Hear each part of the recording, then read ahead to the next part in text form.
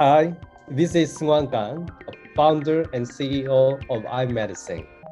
Hi, this is Dae Keun from iMediSync, and you're listening to the NeuroNoodle Network podcast.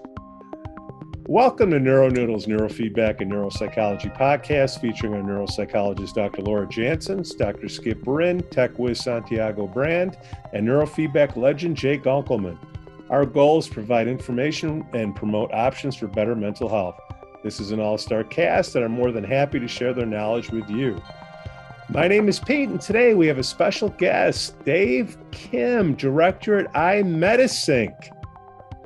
But before we get to Dave, we'd like to thank our Patreon business supporters, Outrageous Baking, Tour Talk, Alternative Behavioral Therapy, Amazing Brains, Successful Practitioner, In Mind Out, Biomedical Instruments, and Neurotraining Strategies. Hey, we'd also like to give a shout out to our supporters, EEG-me, Sadia M, Jonathan Rowan, January Terrell, and Loretta T. Outrageous Baking is a dedicated gluten-free bakery. Tour Talk wants more people to discover text-to-speech. Joshua M at Alternative Behavioral Therapy, Neurofeedback Service in Vancouver, Washington. Amazing Brains has two neurofeedback locations in Vail Valley and Summit County, Colorado. And Successful Practitioner helps professionals navigate the challenges of running a neurofeedback practice. In Mind Out partners with Successful Practitioner to provide biofeedback, neurofeedback, and QEEG certificate programs that meet both APA and board certification requirements. They offer 100% online and hybrid options that allow hands-on experience with a variety of different equipment. They are the leaders of unbiased, science-driven education, also provide how-to manuals that guide you through clinical documentation, protocols, reports, and setting up your practice. Check out the 6th Annual Super Brain Summit this April 8th at Bradley University, featuring Dr. Bruce Wexler, a psychiatrist at Yale Medical School. He'll discuss neurotherapeutics, how can we regulate the brain with computers. Register now at bradley.edu/superbrainsummit. Biomedical Instruments carries a wide variety of biofeedback and neurofeedback equipment and supplies. They carry a full line of EEG, QEEG, EMG, temperature, GSR, and heart rate products from major manufacturers. Dr. Mary Tracy and Neurotraining Strategies, a higher standard of EEG, QEEG education, is currently offering a BCIA certified EEG neurofeedback course through stensacademy.com. Stay tuned for the launch of Mary's website and her QEEG board certified online course coming to a browser near you next month. Please give us 5 stars on Apple Podcasts. It really helps get the word out. If they can't hear us, we can't help them. If you'd like to spread the word of your business, please check us out on Patreon/NeuroNoodle. We have different advertising options for every budget. Hey, welcome to the show. Dae Keun, director at iMediSync. Thank you for coming on board today. Thank you so much for introducing me, and appreciate so much for inviting me in this exciting podcast. It's my great honor to see you all and all listeners. Well, thank you, Dave. It's our honor. Jay has been talking, and Santiago has been talking about your fine-looking caps there. I can't believe they're not wearing them now. Well, we wanted the show to allow him to present everything. Santiago and I get goofy enough without having to have people suggest it, you know. So Jay, how did your relationship start with iMediSync? How long ago, and when did you meet Dave? How did this all begin? Because I know you've done a lot of work helping them out. Well, you've done a lot of work helping a lot of people out. Well, I was just being friends, you know. So it's been a little over a decade, I believe, just before their entire database project. We met at a neuroscience meeting and struck up a nice friendship. It's been good to see them at meetings over the years. I don't get out terribly much other than to meetings, so it's always good getting out and seeing friends. And they were foolish enough to listen to my suggestions. So, but as I always tell people, don't blame me for your success. They earned their success all by themselves. Oh, it looks like we've also got perhaps Seung Wan Kang is here as well. We were just saying, well, I was just saying that we had met over a decade ago as your project started up, and that we've just been friends. And like I tell everybody that receives my my advice of any sort, don't blame me for your success. So you earn your success yourself. It's not mine. So So nice to meet you, everybody. So Jay met everybody 10 years ago. Santiago, when did you get into the fold? Because you were just in South Korea visiting with these guys, right? Right. I had the great honor and pleasure to go visit them in Seoul last December. And I first became aware of them back in early 2018. I was attending one of Jay's workshops, I believe it was AAPB in Orlando. And Jay started mentioning them and talking about the database and the innovative work they were doing. And I was going to meet them for the first time in person in early 2020 at AAPB in Santiago, just when COVID started. So that had to be canceled. And I started talking to Dae Keun more online through one of the different study groups that we have. One of the study groups that was run by our late friend, Yo Castellano. And that's when I started talking with them more and learning about the helmet and the work they were doing. And it was just by sheer happenstance that early November, October last year, Singapore started reopening borders, and they created a vaccinated travel lane with Korea, where travelers from Singapore going into Korea wouldn't need to quarantine as long as they were fully vaccinated. And my wife and I decided to go, and I wrote an email to Dae Keun saying, my wife and I are going to Korea. I would love to go visit your facilities. And we coordinated, we got together, and we ended up spending a full day with them. We had a great time. I met Seung Wan, I met Dave, I met Mandy, the team. And I have to say, I was quite impressed by not only their operation, the work that they're doing, but their hospitality. I had heard that Koreans are quite hospitable, very friendly people, but I got to experience that myself. And I cannot wait to go back and see them again and visit the country again. But we spent a full day. We had a very nice Korean barbecue. My wife and I got to wear the helmet, and they showed me everything they're working on. And one of the reasons I decided to go is because you can tell that they're focused on the science and they're focused on providing the evidence as opposed to just the marketing. And to me, that's very important, and that's something I highly respect. And I know that I got a state-of-the-art product. Everybody who's seen me wearing it is asking me about it, and I'm happy to promote it because I believe that the product is very well designed. You can tell that they spent a long time working on not only the software, but the actual design for the helmet before it became a reality. And I have been testing it with friends and colleagues around here, and I'm quite satisfied, more than quite satisfied with the quality that it produces.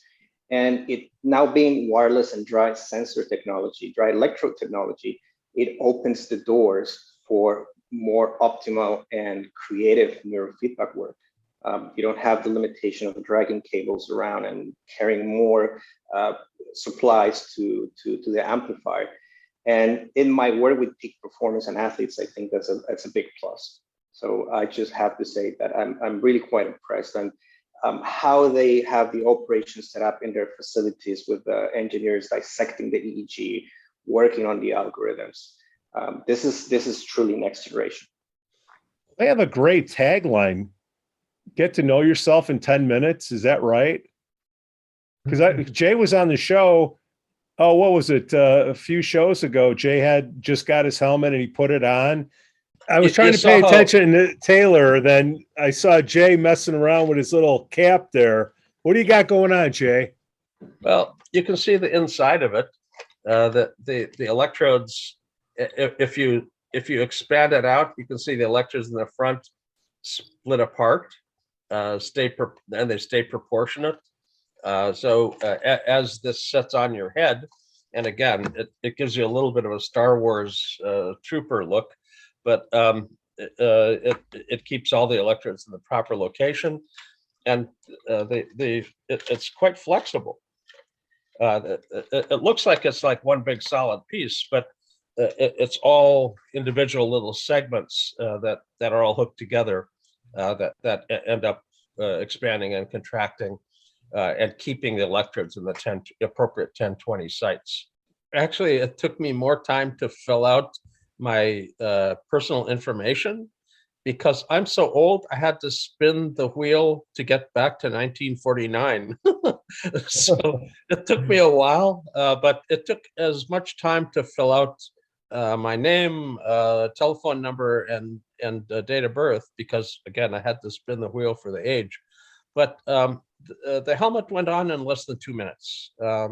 I positioned the frontal electrodes in the front, expanded the wave and put it on my head, released it, and everything went in good contact. I looked at the impedances; they were all green. There wasn't any need to, fiddle around with any of them to make better contact. It was very quick. Now, the only thing I did before putting it on was to wipe my forehead, which there's a lot of forehead now. I can get back to C3 and C4 with no hair. So, but it went on quick and easy. It was not uncomfortable. Quite honestly, I've had electrocaps, Electrocap International put on with the chin straps and chest straps, and then the needle to scrape the skin, and that can be quite uncomfortable. So this was really quite a delight to see high quality recording instantly after simply applying it. I know that there are some people that have lots of hair or specific areas that might be more difficult, but there's no electrode system that's not going to have some difficulty with some specific circumstance. And I would urge people to give the iSyncWave a solid look when they have a chance at the next meeting. Now, Seung Wan, thank you for coming on the show. You are a medical doctor, correct? Yeah, right. How did you get started with neurofeedback, QEEGs? I mean, last I checked, there aren't too many programs where you can go in and say, "Oh, I want to build a QEEG cap." How did that start for you? So I graduated Seoul National University Medical College, and I had been very interested in so-called integrative medicine, integrating westernized scientific medicine and oriental medicine together. So basically, I have some philosophy of medicine for integration of mind and body together. So I had tried to find how to integrate together this body and mind scientifically and quantitatively measured method. So after graduation, I got the residence training from family medicine. After that, I got the postdoctoral training as my fellowship training for chronic pain management. So when I cared for so many refractory chronic pain disorder induced by traffic accident or some traumatic brain injury or some other unexplainable many chronic problems such as CRPS or some other problems. Then that such kind of disorder were typical complex chronic mind and body problems together, so emotional and physical problem. But at the time, I didn't have any solution to assess and measure the brain disorder exactly and quantitatively. So I seriously considered I had to start some research and I had to develop some solution for these patients. And then I started, I realized, oh, our signal, our body signal, some rhythm, frequency, power, and some functional correlation together has very important rhythm for our body and mind. I started to study brainwave, so-called EEG, and I started to participate in some ISNR to 2008. And at the first meeting, I met the Jay Gunkelman and realized that, oh, this was what I exactly wanted to learn and want to study. That's the start. That's my initiation of my research and everything. So I considered what I had to start, what point, where I had to start. Okay, make database and make database to standardize age and sex differentiation. That's the big project. That's my start. And I got many inspiration and advice from Jay Gunkelman. And then after making database, that I need to some service platform. So I started to develop iSyncBrain, cloud-based automatic EEG analyzing system. And then finally, I developed my headset. That's my brief story. And then Dae Keun, how did you get involved? How long have you been with the company? I basically, my background was electrical engineering. I have been pursuing so for long, finding electrophysiological sign of self-healing or self-regulation and the mechanism of those. Seung Wan made a university level research center for tackling this issue. So I joined his research center and working together with Seung Wan since 2009. I thought that the healing process is kind of momentarily process, moment to moment changing process. We finally decided to investigate momentarily changing variable in human. Those were electrophysiological signs, signals, brain waves, and heart rhythm. That was the main topic of our research. Santiago, when you were in South Korea, did you happen to get any information? Like, I don't know what it's like in Singapore. I don't know what it's like in South Korea to get adoption of the product compared to the United States. Well, as far as I know, I am the first and only professional to use it here in Singapore. And when we talked about obtaining the product, I immediately jumped at the opportunity because I knew I was acquiring, again, next generation state-of-the-art device. Neurofeedback is being slowly growing, and EEG work has been slowly growing in Southeast Asia. I think that eventually this will catch on, not as quickly as maybe the US or Europe, but there are more professionals doing serious work and getting interested in EEG and neurofeedback in an ethical, proper way. I don't know, they can correct me if I'm wrong, please, but as far as I know, they had already been talking about some prospective distributors here in Singapore, and then countries like Thailand, Philippines, Malaysia, I think Japan. So I think that it will grow, not maybe at a fast pace, but it will. Now, as far as the acquisition process, the company made it tremendously easy for me, and I have to say thank you again for that. for the shipping process and the acquisition process and getting through customs here in Singapore. It was a very smooth transition. We agreed on the purchase. They got it ready. They sent it here, and it got here in no time.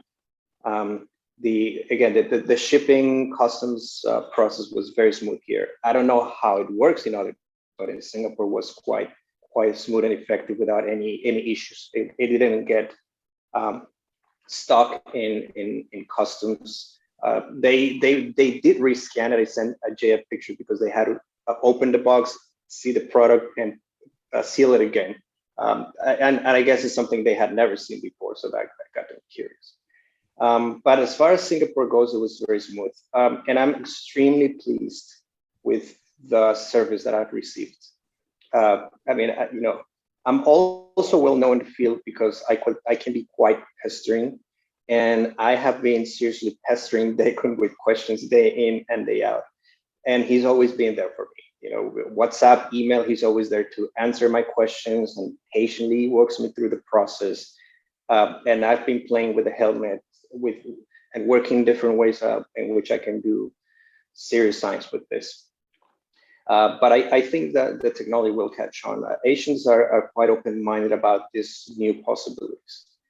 And I know there's a few people in the US who are already interested. I have spoken about 2 professionals in Europe who have already got it. And I know of a couple of colleagues in the US already have it. I think I'm echoing your question, Pete, but maybe more specifically to our guests. What is the process of getting this product in North America, United States specifically? At this moment, we only have the FCC, electronic device registration in US. So you can get the device as an electrical device. And now our device is under the final FDA document review. It takes another 30 days if there is no issue, another issue. So after 1 month, we will get the FDA 510K class 2 medical device for this helmet. So after that moment, we can sell the device as a medical device for the clinical use. That's huge. And the process would be, assuming everything moves forward like you anticipate, the process would be to contact you through your website? Yes, you can visit our brand page. You can easily find the customer service. You can get all the information about the product and the customer process. And Dae Keun, you have 3 brands, I believe. Could you talk about the 3 different brands? Because you have the headset, you have the QEEG software, for lack of a better term, and then you have the heart product. Could you go through each one and tell us about them? Yes. In 2018, our company released first cloud-based EEG norm comparison service using post-sex classified database, adopting AI automatic denoising. And the name of the software is iSyncBrain C. And at the same time, we released strong group statistics solution with normative library. Many researchers can use normative library. They don't need to correct the healthy population data. They can take advantage of normative library on the same platform. In 2020, we further developed a machine learning-based MCI, mild cognitive impairment classifier, as an early screening tool for the Alzheimer's dementia after KFDA multi-center university level clinical study. And also we released the HRV analytics cloud solution, adopting HRV normative database. The name of the software is iSyncHeart. So all the cloud-based solution, iSyncBrain C for the normative comparison, iSyncBrain M for the early detection of Alzheimer's dementia, and iSyncHeart for the HRV comparison. All the cloud solution now registered as a KFDA software medical device. And finally, we developed innovative dry headset having the digital therapeutics function and also cleared as a Class 2 medical device here in Korea now. The headset now have the near-infrared LED modulation function and simultaneous EEG recording during the LED neuromodulation, and will have the neurofeedback function we now under developing. The headset name, is iSyncWave. iSyncWave basically integrated with the iSyncBrain, iSyncHeart AI automatic analysis solution on the cloud. And we eventually developed a platform service combining the quick EEG recording device, AI-guided EEG analysis software, and QEEG-guided neurofeedback and neuromodulation function, and machine learning disease-specific biomarker for early screening and personalization of intervention. And finally, connecting the EEG expert and mainstream clinician who do not use the EEG as an objective measure, and people suffering from mental health issue. The platform, we can connect all the EEG experts and all the clinicians, many psychiatrists, many neurologists, many psychologists don't use the EEG. We can distribute the device, and our brain expert, our brain body in this community can help them to easily use for their client personalized EEG-guided neurotherapy. And we can eventually we can make a platform service connecting all EEG experts and all clinicians in the world and people suffering from mental issues. Hey, let's take a break. This halftime break is brought to you by Successful Practitioner. They help professionals navigate the challenges of running a neurofeedback practice. Hey, In Mind Out partners with Successful Practitioner to provide biofeedback, neurofeedback, and QEEG certificate programs that meet both APA and board certification requirements. They offer 100% online and hybrid options that allow hands-on experience with a variety of different equipment. They're the leaders of unbiased, science-driven education, also provide how-to manuals that guide you through clinical documentation, protocols, reports, and setting up your practice. Check out Successful Practitioner and In Mind Out now. Jay, what do you think the future looks like? Do you think athletes, coaches, trainers will have this, counselors in the high schools? Because I mean, this dry sensor, I mean, having a neurofeedback business, getting that paste all over the place, not having to deal with that, training a tech to get the right placement. It sounds like, boom, you put it on. I mean, a lot of the issues that I've been having are gone. What does the future look like? We've previously talked about a baseline study before the introduction of the sport. So if you have an occurrence of a head injury or a change in cognitive function during the sport, you have a baseline to compare to.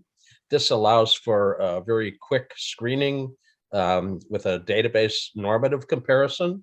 Let's say 2 years from then, during high school, they hit their head. They have a normative comparison from 2 years before, but there's age comparison. The norms are adjusted for age, so you get a precise measurement and comparison, even though the person may have matured from early high school to late high school. There's a lot of maturation, last I remember. So, but I'm pretty old. Who knows?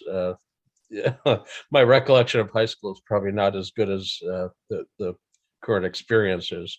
So I see this as a way to end up with a very quick screening of the entire team. Not, you don't have to be a lineman who's going to get their head slapped every single play to end up needing to have a scan. Anybody in the game of football or rugby or soccer, all of those need to be scanned.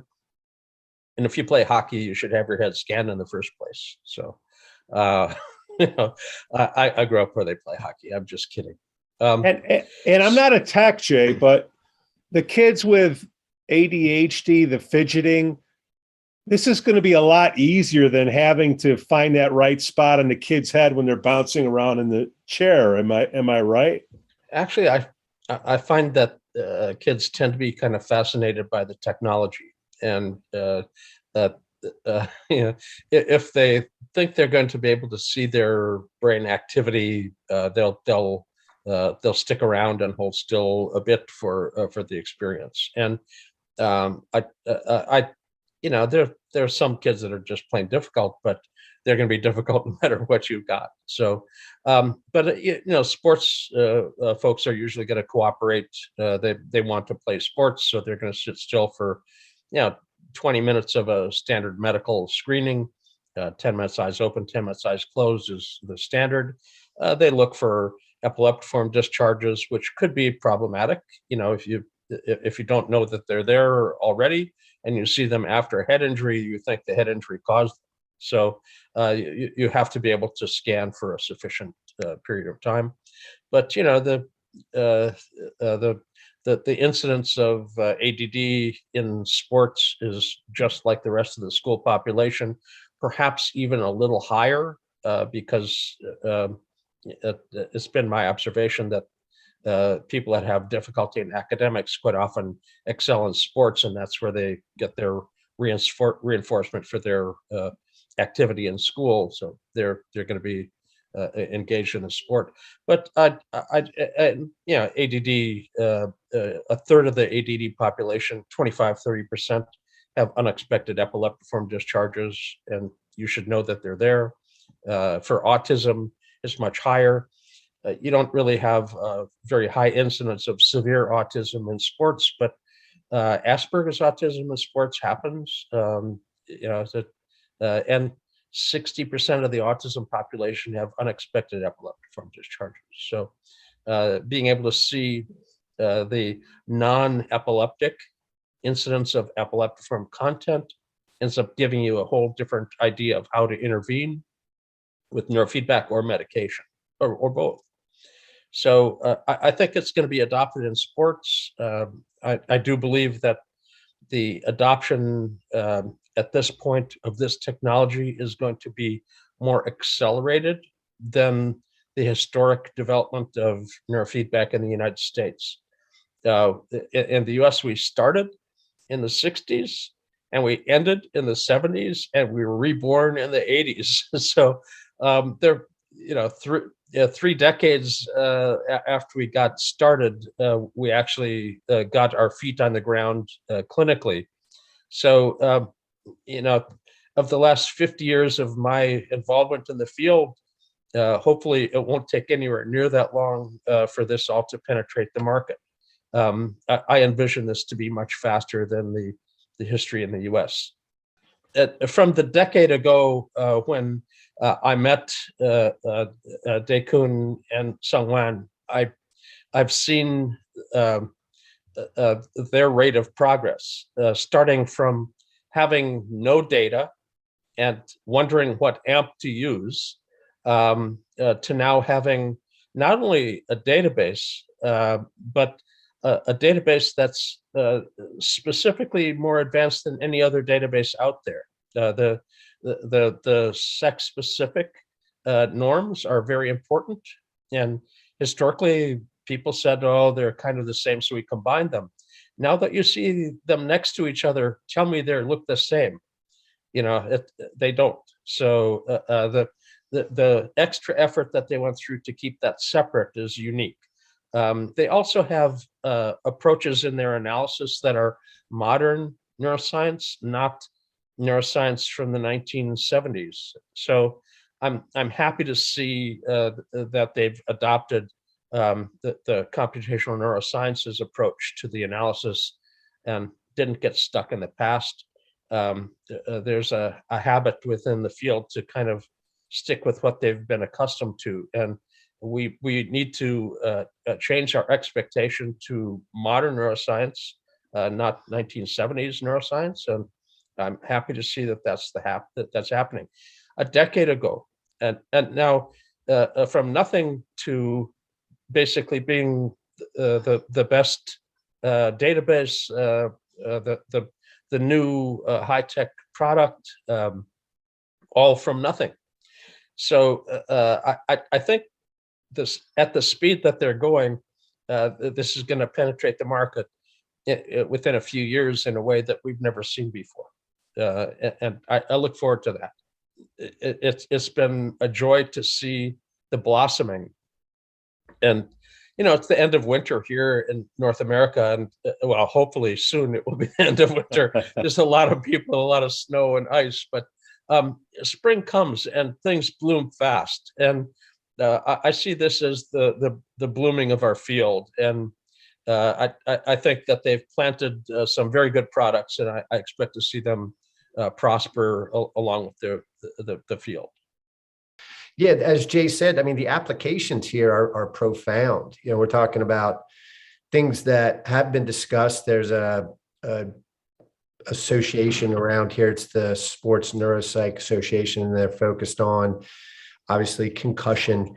And one of the barriers to doing the work is being able to get a widespread reading of teams, not just particular individuals, or, you know, post possible concussion assessment. So just in regards to sports, particularly, the applications here are pretty damn exciting, right? You can do a team in an hour, you know, you're not even losing practice time, right? So that's pretty exciting. But the other piece that Jay also alluded to, and you did too, Pete, putting the gunk in your hair and putting the electrodes in the right spot are really important, but they're a pain in the you-know-what. And I think part of the learning curve, and maybe even part of the deterrent for both early practitioners and patients, right? So now we're just leapfrogging that. And I guess it does remain to be seen how much this takes off, but I think it's easy to imagine that a device like this would facilitate folks getting into the field, just being more willing to participate, because you're cutting out an entire segment of the, pardon the French, but edit it if you need to, Pete. That's a real pain in the ass. You know, people don't enjoy getting the gunk. It's not a big deal. Some people it is, but it takes time. And business person to business person, Pete, right? Like now we're talking, you're cutting out 10, 15 minutes. If you have caps, you got to wash. That issue's no longer there. It's game changer. I mean, training the tech, right? Then you train the tech and they leave and they go work for somebody else, or they get bad data, right? The artifacts. That was another question I was going to have Santiago, ask you a question, but I'm just wondering how the software works, because you have a tech working with somebody and then you can't get the right amount of clean data and you have to bring the client back in to get it done all over again. Santiago, ask your question. Please address how it is with the data and the artifacts and whatnot, and having the training time for a tech, the learning curve has to be a lot shorter than what it is currently. Yeah, I agree with what Skip was saying, first of all, in that it's going to cut down significant time for the prepping and the setup. Just this week, 2 days ago, I did record a couple of professional boxers, a male and a female. And the male was particularly impressed with the way the helmet looks. He said it looked really cool, but he's very data oriented. He's a very data oriented athlete. He's into the science, and he was really, really impressed with the quality of the signal and the results it provides. Now, the two elements I like about the iSyncWave the most, are one, the speed at which you can get results, meaning they use it's a Wi-Fi interface. You record the data, it gets sent into their server at any point. Seung Wan or Dae Keun, if I'm using the wrong terminology, please correct me. But it gets sent, and then you get it sent back with the topographic maps and everything. And they have the algorithm that cleans the data. Now, as a practitioner, you have to ensure that you have a good enough connection and a good enough signal. You don't want too much artifact, because not even the best algorithm in the world can clean that up. But if you have good clean data, it gets sent. Their algorithm takes care of that, and you get sent back the report. And it takes no more than 10, 15 minutes from the moment you place a helmet, you do the recording, and you're getting the data back. And what I did, I used the helmet with 2 boxers, and then I did the traditional EEG with the paste and the gel and everything. And the correlation is there. It's just very impressive. The same brain areas that were dysregulated for these 2 athletes showed up in both places. The maps coincide quite nicely, and you see it.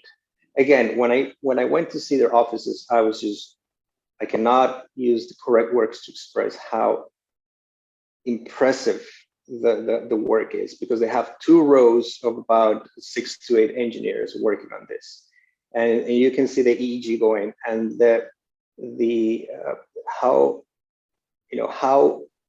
focused they are on meticulous is the word I was looking for. How meticulous they are in the treating of the EEG with the algorithms tells you that this is what you want as a practitioner. And again, to me, for instance, if you have a tech in your office, you can have the tech scan the client before the session. You can run your neurofeedback, biofeedback session, and then scan them after the session to see what changes occur. With the boxers, one of the things you could do is you can have them spar and then have them sit down, scan their brain while their coach is talking to them. What is their brain doing while they're receiving instructions? Are they focusing enough? Are they tired? Is the brain getting infected? Therefore, it opens up the possibilities. If you're working with athletes and you have the cap with the paste and the gel, that reduces your possibilities for being creative. With the helmet, it can support some movement. Obviously, you don't want to have somebody boxing or climbing with it, but you can take it to the field. You can do some recordings, and then you can get more specific in the way you perform the EEG. Now, the way I envision it for my practice is to have the tech, my assistant, scan the client before, run the session, scan them after, and now you don't have to wait for longer accrued sessions to show some changes. You can tell them, look, this is when you came in, we did 40 plus minutes of neurofeedback. This is what it looks like now. I think we're on the right path, and we need to course correct here. We need to adjust here, but we're getting moment to moment, as Dae Keun was saying, moment to moment data in real time, and it's evidence-based. Again, it's really impressive. Imagine being a practitioner who deals with seniors my age that are having cognitive, the first hint that you've got something not right. I can't remember quite what I used to remember. I can't find the words, and you wonder whether something's okay. Now, if you're the doctor who serves that patient, imagine a month from now being able to get iSyncWave to put on people's heads in the waiting room before they see the doctor, and they have the results by the time they sit down with the doctor. How much time do you spend in the waiting room? Too much time, but it's not very long. You've got the data and the result, and the doctor has an objective way to tell you. You're more like a mild cognitive impairment, not like a dementia. You're more like a healthy aging person that's got some change. And we all expect changes as we age. Hopefully that we can manage them. But if the doctor sees something at that point, they can suggest brain brightening neurofeedback, photobiomodulation, which has been shown to help with dementias, forestalling the progress. So I think this is going to change practices going forward in a very positive way. You don't have to have a highly trained person. A receptionist can put something on somebody's head, for goodness sakes. So, and punch in a name and a phone number and a date of birth, and everything's pulled up based on the phone number and date of birth. So, that people can put in any identifier they want, but phone number and date of birth can pull the data back out. So, I think this is the future hitting us in the face now with what we need to be doing, and I look forward to the FDA agreeing with the Korean FDA that this is a quality device. It's gone through proper validation. I have to say, in the US, a lot of the products that are put out as soon as they think of them. There's no validation studies. And here, not only do we end up with a validation study, but they've split the data that they can study so there's a replication study already. That they're doing the science properly before they put something on the market. So I'm very impressed with the entire operation. If you're looking at it as a business, it's gone from nothing to being world-class, unique in a decade. They're, I believe, going to go for an IPO sometime late this year, and friends and family. Well, if you paid any attention to the internet and the CES meeting that just happened in Las Vegas, some of the people in the booth included Google folks and Samsung folks, and I'm sure that there's going to be some institutional investors that end up picking up pieces of this company, because I think it's really a absolute star to latch onto. And I'm happy to see my friends with such good success. It warms the heart.